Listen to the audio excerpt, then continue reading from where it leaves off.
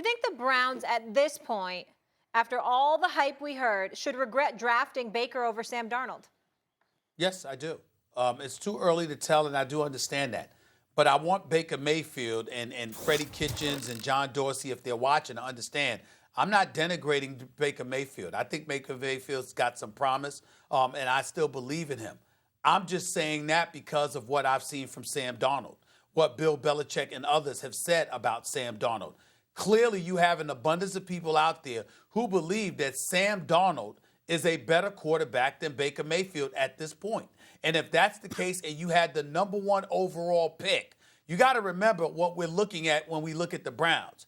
If indeed we decide that Baker Mayfield is not as good as Sam Darnold, you know what that means, guys?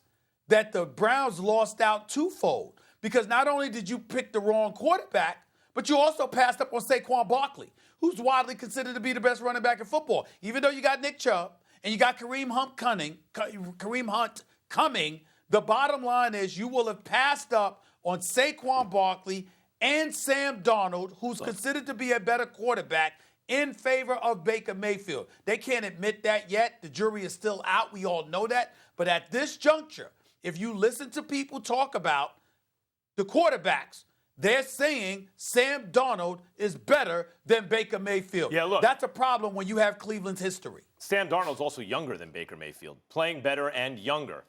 But I got to say this. It was a gut look. Sam Darnold was more of the prototypical guy that goes number 1 overall. I was expecting him earlier in the process to go number 1. There was no knock against him.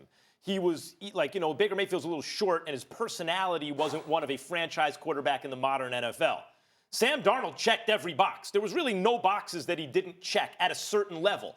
But Baker seemed to check certain boxes at a higher level, even if others were unchecked. That kind of guy is more of a risky pick and generally doesn't go number 1 overall. I thought it was gutsy of the Browns to take him. I thought it was correct at the time. I think it's still too early to make it to say one way or another how this is going to break. But the NFL is a risk-averse league. And, a coach goes for it on 4th down when he should instead of punting, and it comes back to burn him. And they remember that burn and sometimes don't go for it on 4th down in the future. My concern with all this, if Darnold does wind up to be the better quarterback, Greg, is it the NFL goes back to kind of like a little more risk-averse. Remember, they took Baker Mayfield. That was a risky pick. Sam Darnold checks all the boxes, and it's a more interesting place, I think, when teams take risks like they did on Baker Mayfield. Yeah, I think back to 2011 when the Panthers are on the clock with the number 1 pick and they take Cam Newton, right? 1 year college football, it's his game going to transition. And the guys that Blaine Gabbert and Jake Locker, of course, we all know we made the correct decision. Mm-hmm. But that wasn't initially, the consensus, pick, yeah. Right? And last year wasn't the consensus either.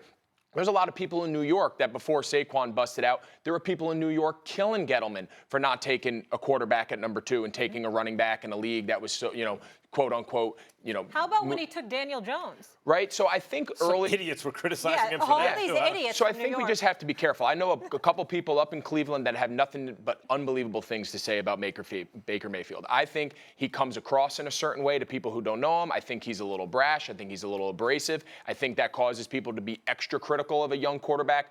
Obviously the interceptions are not, but when you guys put those numbers up, the interceptions are a problem. And obviously that's a huge part of playing quarterback.